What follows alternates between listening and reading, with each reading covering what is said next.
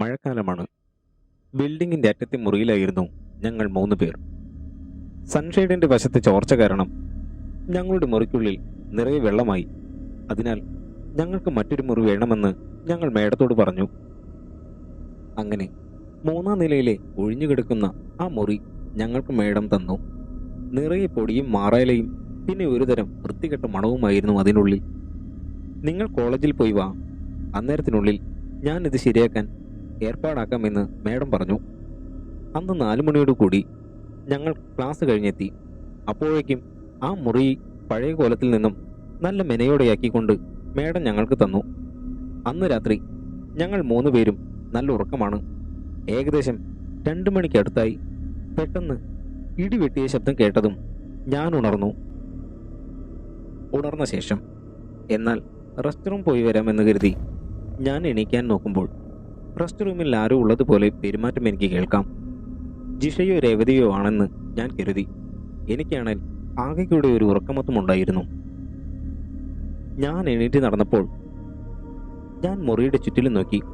Light ഇട്ടു. അന്നേരം അവർ 2 പേരും നല്ല ഉറക്കമാണ്. അപ്പോൾ ആരായിരിക്കും അതിനുള്ളിൽ ഉണ്ടായിരുന്നതെന്ന് ഞാൻ ഓർത്തു. ചിലപ്പോൾ അടുത്ത മുറിയിലെ ശബ്ദം ഇവിടെ കേട്ടതാവാം എന്ന് ഞാനും കരുതി. ഞാൻ അങ്ങനെ പോയി വന്ന് ലൈറ്റ് ഓഫ് ചെയ്ത് കിടന്നു. എനിക്കാണെങ്കിൽ ശരിക്കും അങ്ങോട്ട് ഉറക്കം വരുന്നില്ല. മിന്നലിൻ്റെ വെട്ടവും മഴയുടെ ഘോരശബ്ദവും. ഞാൻ അങ്ങനെ കണ്ണടച്ച് കിടപ്പാണ്.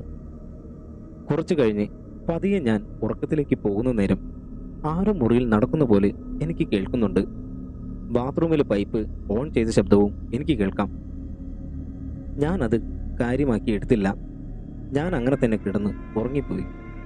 പെട്ടെന്ന് എന്നെ ആരോ വന്ന് തട്ടി വിളിച്ചു. ഞാൻ ചാടി എഴുന്നേറ്റ് നോക്കുമ്പോൾ രേവതിയായിരുന്നു. ഞാൻ ചോദിച്ചു, എന്താ നീ പാതിരയ്ക്ക് ഉറക്കമൊന്നുമില്ലേ എന്ന്. പാതിരയല്ല, നേരം 5:30 മണിയായി, പഠിക്കണൽ എണീറ്റോ എന്ന് അവൾ എന്നോട് പറഞ്ഞു. അന്നേരം ഞങ്ങൾ ഇങ്ങനെ ബുക്ക് വായിച്ചിരിക്കുമ്പോഴാണ് എന്നോട് രേവതി ചോദിച്ചു, നീ നൈറ്റ് ബാത്റൂം പോയിരുന്നോ എന്ന്. ഞാൻ പോയിരുന്നു എന്ന് പറഞ്ഞു. അപ്പോൾ രേവതി ജിഷിയോട്, ഇപ്പോൾ എങ്ങനെയുണ്ട്? ഞാൻ പറഞ്ഞില്ലേ ഇവളെ പൈപ്പ് ഓഫ് ചെയ്ത് വന്നതെന്ന്. അത് കേട്ട് ഞാൻ പറഞ്ഞു, ഏയ് ഞാൻ ഓഫ് ചെയ്തിരുന്നു. പിന്നെ നിങ്ങളാരോ എണീറ്റ് പോയതാണെന്നാണ് ഞാൻ കരുതിയിരുന്നത്. അന്നേരം രേവതി പറഞ്ഞു, ഞങ്ങൾ 2 പേരും പോയില്ല. നിന്നെ ഞാൻ വിളിക്കാൻ എണീറ്റപ്പോഴാണ് ഞാൻ ആ പൈപ്പിൻ്റെ വെള്ളം വീഴുന്ന ശബ്ദം കേട്ടത്. എന്നിട്ട് ജിഷയെയാണ് പോയി അടച്ചതെന്ന്. മിണ്ടാതിരുന്ന് വായിക്കേ എന്ന് അവൾ എന്നെ ശാസിക്കുകയും ചെയ്തു. എന്നാൽ ഞാനല്ല ചെയ്തത് എന്ന കാര്യം എനിക്ക് ഉറപ്പാണ്. എന്നാലും ഇതെങ്ങനെ സംഭവിച്ചു എന്ന് ഞാൻ ആലോചിക്കാൻ തുടങ്ങി. പിന്നെ അതങ്ങ് വിട്ടു. അങ്ങനെ ഞങ്ങൾ 3 പേരും കോളേജിൽ പോയി. അന്ന് സ്ട്രൈക്ക് ആയതിനാൽ ഉച്ചവരെ ക്ലാസ് ഉണ്ടായിരുന്നുള്ളൂ. നേരെ ഹോസ്റ്റലിൽ വന്നു. എന്നാൽ പിന്നെ നമുക്കൊന്ന് പുറത്തേക്ക് പോകാമെന്ന് ഞാൻ പറഞ്ഞു. അപ്പോൾ രേവതി പറഞ്ഞു, ഞാൻ വരുന്നില്ല, നിങ്ങൾ പോയിട്ട് വാ, എനിക്ക് നല്ല തലവേദന, പിന്നെ ഈ മഴയും ഞാനില്ല എന്ന് പറഞ്ഞ് അവൾ ഒഴിഞ്ഞു മാറി. അന്ന് ഞാനും ജിഷയും ചേർന്ന് പുറത്തേക്ക് പോയി. മുറിയിൽ രേവതി മാത്രമാണ് ഉണ്ടായിരുന്നത്. അവൾ അവിടെ കിടന്ന് ഉറങ്ങുകയായിരുന്നു. പെട്ടെന്ന് അവളുടെ പുറത്തേക്ക് ആരോ അടിച്ച പോലെ അവൾ ചാടി എഴുന്നേറ്റ് ചുറ്റിലും നോക്കി. ആരും മുറിയിലില്ല. എന്നാൽ കുറ്റിയിട്ട വാതിൽ തുറന്നു കിടപ്പുണ്ട്. അവൾ വേഗം പുറത്തേക്ക് ഇറങ്ങി നോക്കി. മുറിയിലും പുറത്തുമെങ്ങും ആരും തന്നെയില്ല. അവൾക്ക് ഭയമായി. അവൾ ഉടൻ തന്നെ അടുത്ത മുറിയിലേക്ക് പോയി. അവിടെയും ആരുമില്ല. തൊട്ടടുത്ത മുറിയിലേക്ക് പോയപ്പോൾ അവിടെ ഒരു കുട്ടിയിരുന്ന് പഠിക്കുന്നുണ്ട്. അവൾ ആ മുറിയിലേക്ക് ചെന്നു. എന്നിട്ട് ആ കുട്ടിയോട്, കുട്ടി അടുത്ത മുറിയിലേക്ക് വന്നിരുന്നോ എന്ന് ചോദിച്ചു. ഇല്ല എന്ന് ആ കുട്ടി പറഞ്ഞു. ശേഷം ഇതുവഴി ആരെങ്കിലും പോകുന്നത് കണ്ടോ? അന്നേരം ആ കുട്ടി പറഞ്ഞു, കണ്ടു, ഒരു ചേച്ചി ഇതാ അങ്ങോട്ട് പോകുന്നത് ഞാൻ കണ്ടു, എന്നെ നോക്കിയിട്ടാണ് അവർ പോയതെന്ന്. ഇതുവഴിയോ? രേവതി ചോദിച്ചു. അതെ എന്ന് ആ കുട്ടി പറഞ്ഞു. രേവതി മുറിയിൽ നിന്ന് പുറത്തേക്കിറങ്ങി ചുറ്റിലും നോക്കി. ഈ മുറിയാണെങ്കിൽ ലാസ്റ്റാണ്. ഇതിനപ്പുറം മറ്റു മുറിയില്ല. പിന്നെ ഈ വഴി ആര് പോവാനാണ്? എന്നാലും ആരായിരിക്കും തന്നെ അടിച്ചത്? അവൾ അതാലോചിച്ച് തൻ്റെ മുറിയിലേക്ക് പോയി. അല്പം കഴിഞ്ഞതും പുറത്തു പോയ ഞങ്ങൾ തിരിച്ചെത്തി. അന്നേരം രേവതി എന്തോ ആലോചിച്ചിരിക്കുന്നതാണ് ഞങ്ങൾ കണ്ടു. എന്താണ് കാര്യമെന്ന് ഞാൻ ചോദിച്ചു. അപ്പോൾ അവൾ നടന്ന കാര്യം മുഴുവൻ ഞങ്ങളോട് പറഞ്ഞു. അത് ചിലപ്പോൾ നിന്റെ തോന്നലാവും എന്നൊക്കെ പറഞ്ഞ് ഞങ്ങളതങ്ങനെ വിട്ടു. അന്ന് രാത്രി ഒരു 8 മണിയായപ്പോൾ ഞങ്ങളുടെ മുറിയിലെ ഡോറിൽ ആരും മുട്ടുന്ന ശബ്ദം. ഞാൻ പോയി ഡോർ തുറന്നു. അടുത്ത മുറിയിലെ 2 പേരാണ്. ഞാൻ ചോദിച്ചു എന്താണെന്ന്. അപ്പോൾ അവർ പറഞ്ഞു, ആരോ വന്ന് വാതിലിൽ മുട്ടി. എന്നാൽ തുറന്നു നോക്കിയപ്പോൾ ആരെയും കണ്ടില്ല. നിങ്ങൾ ആരെങ്കിലും വന്നിരുന്നോ അങ്ങോട്ട് എന്ന്. ഏയ്, ഞങ്ങളാരും അതുവഴി വന്നില്ല എന്ന് ഞാൻ പറഞ്ഞു. അപ്പോൾ അവർ പോയി. പിന്നെ ഞങ്ങൾക്ക് 3 പേർക്കും ഇതായിരുന്നു സംസാരം. രേവതി അടിച്ച കാര്യവും ഇവരുടെ വാതിലിൽ മുട്ടിയ കാര്യവും പിന്നെ ആ വഴി ഒരു പെണ്ണ് പോയെന്ന് നേരത്തെ രേവതി ചോദിച്ചപ്പോൾ ആ കുട്ടി പറഞ്ഞ കാര്യവും എല്ലാം കൂടെ ഞങ്ങൾക്കൊരു രൂപവും കിട്ടാത്ത കുറേ ചോദ്യങ്ങളായിരുന്നു അത്. കുറച്ച് കഴിഞ്ഞതും എല്ലാവരും നല്ല ഉറക്കമായിരുന്നു. ആ സമയത്ത് ഞങ്ങളുടെ മുറിയിൽ വല്ലാത്തൊരു ദുർഗന്ധം പോലെ എനിക്ക് അനുഭവപ്പെട്ടു. ഞാൻ പതിയെ കണ്ണു തുറന്നു നോക്കുമ്പോൾ ജിഷ കിടക്കുന്ന ബെഡിന്റെ വശത്ത് ഒരാൾ നിൽക്കുന്നത് പോലെ എനിക്ക് തോന്നി. ഞാൻ കണ്ണൊന്ന് ശരിക്ക് തിരുമ്മി, എന്നിട്ട് ശരിക്കും നോക്കി. അപ്പോൾ കണ്ടത് ഒരു പെണ്ണ് ജിഷയെ കിടക്കുന്നത് നോക്കി കൊണ്ട് നിൽക്കുന്നതാണ്. എനിക്ക് സ്വയം ശ്വാസം പോലും എടുക്കാൻ സാധിക്കാത്ത പോലെ, എൻ്റെ ശബ്ദം പോലും പുറത്തേക്ക് വരാത്ത അവസ്ഥ. കൈകാലുകളെല്ലാം മരവിച്ചു കൂട്ട്. അന്നേരം ആ പെണ്ണിന്റെ രൂപം അവിടെ നിന്നും ഒരു വശത്തേക്ക് നീങ്ങി. പിന്നെ അവിടെ ഒന്നും കണ്ടില്ല. ഞാൻ എങ്ങനെയൊക്കെ എഴുന്നേറ്റ് രേവതിയെ തട്ടി വിളിച്ചു. എനിക്കൊന്നും ഉച്ചരിക്കാൻ കഴിയുന്നില്ല.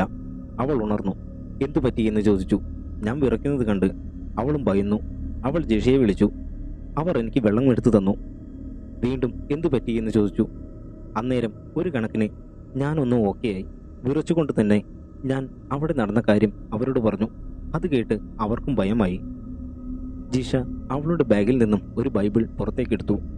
ശേഷം വായിക്കാൻ തുടങ്ങി. എന്നിട്ട് അത് ഞങ്ങൾക്ക് അടുത്തു വെച്ചു. ഞങ്ങൾക്കന്ന് രാത്രി പിന്നെ ഉറങ്ങാൻ കഴിഞ്ഞില്ല. പിറ്റേന്ന് തന്നെ ഞങ്ങൾ ഇക്കാര്യം മേഡത്തോട് പറഞ്ഞു. എന്നാൽ മേഡം പറഞ്ഞു, ഏയ്, അതൊക്കെ നിങ്ങളുടെ തോന്നലാവും. അല്ലാതെ ഇവിടെ എന്താ വല്ല പ്രേതബാധയുണ്ടോ?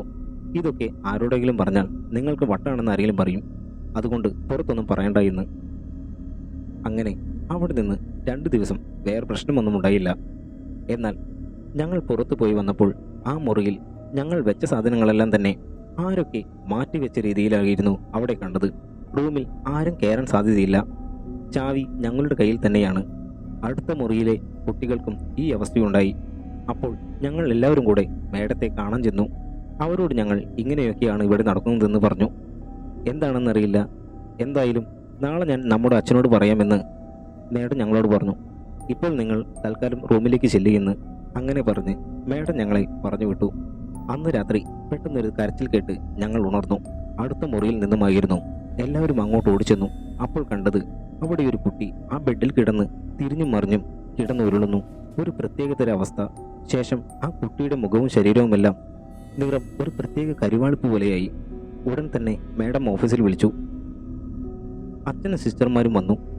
ഞങ്ങളെയെല്ലാം അവിടെ നിന്ന് മാറ്റി ആ കുട്ടിയെ അവർ ആംബുലൻസിൽ കയറ്റി കൊണ്ടുപോകുമ്പോൾ ഒരു പ്രത്യേക അലർജിയും ശക്തിയുമായിരുന്നു അവൾക്ക്. പിന്നീട് ഞങ്ങൾ അറിഞ്ഞത് ആ കുട്ടിയുടെ ദേഹത്ത് ഒരു പെണ്ണിൻ്റെ ആത്മാവ് കൂടിയതാണെന്നും ആ കുട്ടിയുടെ തന്നെ ഒരു സുഹൃത്തായ പെൺകുട്ടി അടുത്തിടെ മരിച്ചിരുന്നു എന്നും അങ്ങനെ ആ പെണ്ണിൻ്റെ ആത്മാവ് ഈ കുട്ടിയെ പിന്തുടർന്ന് വന്നതാണെന്നും അറിയാൻ കഴിഞ്ഞു. പിന്നീട് അങ്ങനെയൊന്നും അവിടെ നടന്നിട്ടില്ല. കുറേ നാൾ കഴിഞ്ഞപ്പോൾ ഈ കുട്ടി തിരിച്ചു വന്നു. 2006 പ്രിയ എന്നൊരു പെൺകുട്ടിക്ക് നേഴ്സിംഗ് പഠിച്ചിരുന്ന കാലത്തുണ്ടായ ഒരു അനുഭവമാണിത്. ഈ അനുഭവകഥ നിങ്ങൾക്ക് ഇഷ്ടപ്പെട്ടു എന്ന് കരുതുന്നു. ഇത്തരത്തിലുള്ള അനുഭവകഥകൾക്കായി ഈ ചാനലൊന്ന് സബ്സ്ക്രൈബ് ചെയ്യുമല്ലോ.